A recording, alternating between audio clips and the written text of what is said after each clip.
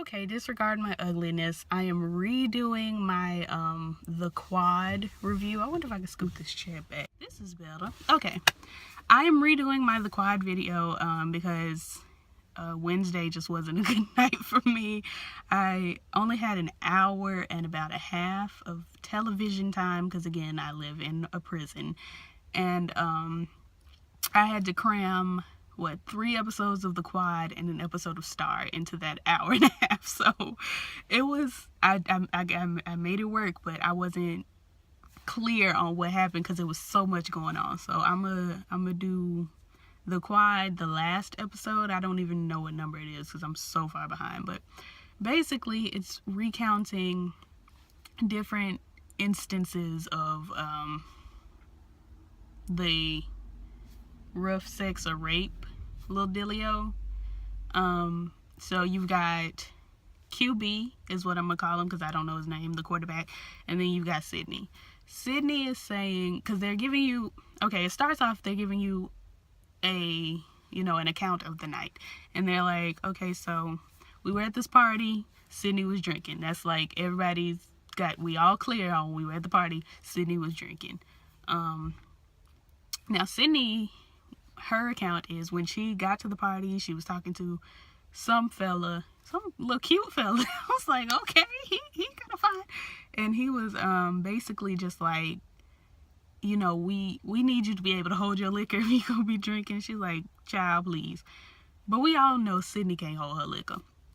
So Sydney in there, she's talking to him, and she's like, you sound like a concerned father, and just let me do my thing. And he's like, dude, I'm just trying to be somebody that cares about you, like making sure you're all right. And she's like, oh, well, now you've moved up to concerned big brother. And it's like, you are not doing well with this. But anyway, so he kisses her or something like that, and he's like, see how easy that was, and you're not even drunk yet. And so she gets mad, bolts off, blah blah blah. If it were me, because I have been in positions where I'm just minding my business, somebody walks up and kisses me.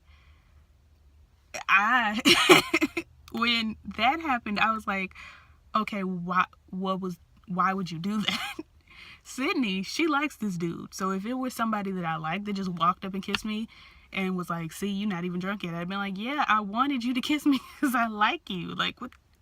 This was great for me. But she didn't give all that. So she storms off because she's in her feelings about, what he just said. So I think, I wasn't clear, but I think that was him that she was trying to make jealous by dancing with QB. In both of their accounts, Sydney's drinking, she starts dancing with QB. Then it gets a little sketchy when Sydney's trying to leave. She says that she saw the guy that she was flirting with or wanted, his attention. She saw him go off with somebody else, so she decides to leave. QB appears, and he's like, oh, you out of here? And she's like, yeah, I'm gonna go, I'm not feeling it anymore. So he's like, let me walk you home.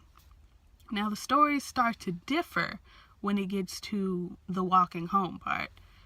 QB says that she was just raring and ready to go, and they just got down and dirty in the bushes. Just like, sis, you're on your way to a dorm. Don't y'all have dorms? Y'all couldn't have just got to the dorm, is my thought process. And then she's like, okay, I didn't really care for this. My thought process, if she was just interested in getting it on, it's like, I feel like white roommate would have let them have some privacy. I feel like Sydney has probably, and I'm not trying to call the girl a hoe or anything, but she's flouncy. She struts. I feel like Sydney probably has had boys in the room before, and white roommate was just like, okay, well, I'm gonna go visit somebody else in another room. Like, I feel like that's a thing. So anyway, Sydney says she was not interested in sexual relations with this man, and they fell over into the bushes and he just took it. So the whole, debate is, like the hashtag said, rough sex or rape. And so Sydney's telling her mama, didn't want this. QB is telling Coach, I did not rape this girl. She wanted it, and now she's embarrassed because everybody found out she was getting, nasty in the bushes. And it's just like, don't think so. I think she probably didn't want that. And the reason I feel that way is because when white roommate showed her the tape, when it popped up on her phone, her reaction was so sudden and so visceral and so raw and so, just oh my God, that you could tell she was caught off guard, and you could tell that was her, and you could tell that this is not something that she wanted. But it wasn't like, oh, I didn't want this to get out. It wasn't that kind of reaction. It was like more like, this is coming back to haunt me kind of reaction, if that makes sense. It probably don't make sense. Nothing I say makes sense, so we're just gonna roll with what I have said. But so I believe Sydney. I don't believe QB, especially because we find out the police come by and they tell Anika Noni Rose, what is her name, Eva, that she that the quarterback had some sort of other sexual related charge or something like that from high school. So Eva struts on down to Coach's office, and she's like, did you, I don't want to say recruit, did you recruit a known sex offender that's out here groping the girls to be on the team? And he's like, that was alleged. You done hired BoJohn out here, strangulating the coaches and all of that. And we'll get to BoJohn in a minute. But actually, I got something to say about Taina. Is it Taina or Taisha? It's Tai something. I'm gonna call her Tai. So anyway, what's her name? Eva is down there. She's like, BoJohn was a legend. He's like, yeah, well, QB was a legend too. So, check and mate. And she's like, I'm not feeling it.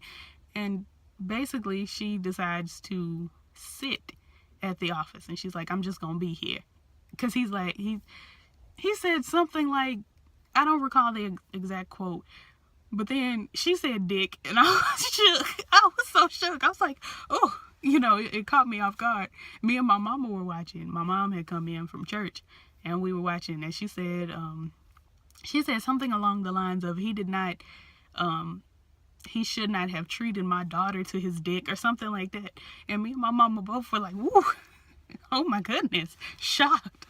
But when she said that, he was like, I think you need to excuse yourself, because this is getting too much. And she sat down, and she's like, I am telling you.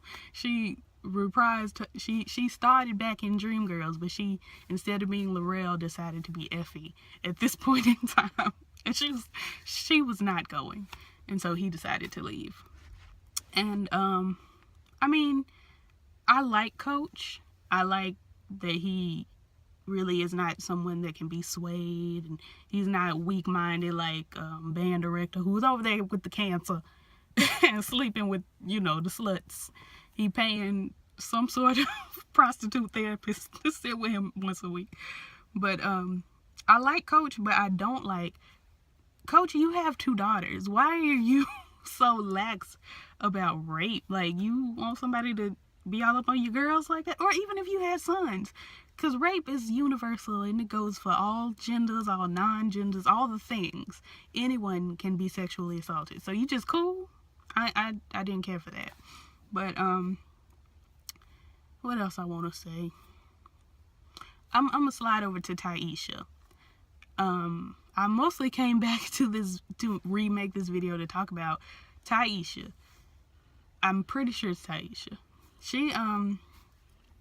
She's out here, she's trying to get the scoop, and she walked up to BoJohn, and she was like, nigga, is you gay? Basically, she was like, word on the street is you strangled your coach at the other school for outing a student, and was this because the student was like your boyfriend or what? And BoJohn was like, don't you ever in your life come to me with that. You stay in your lane. And she was shook, and she went on about her day, and eventually she came back and she apologized and asked for the story off the record, and they played some video games. He told the story, and they started getting closer. Hold on to that. I want to talk about at the press conference. They were having a football press conference, something like that. They were talking about how great the season's going, and quarterback was up there talking. Taisha popped up, and she was like, so word on the street is you out here raping the girls. And everybody was like, raping the girls? Oh my goodness, raping the girl. Quarterback. And they had their microphone. They're like, quarterback, can you speak on it, quarterback. And, you know, everybody was shook. And Taisha was just sitting back there like, look, shouldn't have been raping the girls. She had this face that was like, you shouldn't be out here raping the girls. Hold on to that.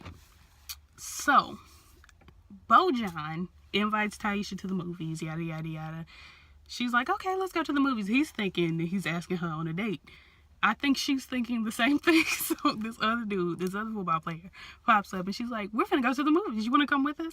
Just kind of thwarting the plan. They all go to the movies. You know, the movies are over, and she's like, BoJohn, you alright? You ain't eat your popcorn? You ain't, you know, you wasn't feeling it? He was like, oh, I just didn't like the movie. She was like, I think I might have ruined our date. And he was like, what date? I'm not sure. I don't think. Anyway, skip ahead. We get to a party. I know I'm all over the place. This is going to get better. Just rock with me. But we get to the party. They having some sort of little shindig down at the dorm. Taisha's out there shaking it fast, watching herself, shaking it fast, showing them what she working with. Now I've got mystical in my head.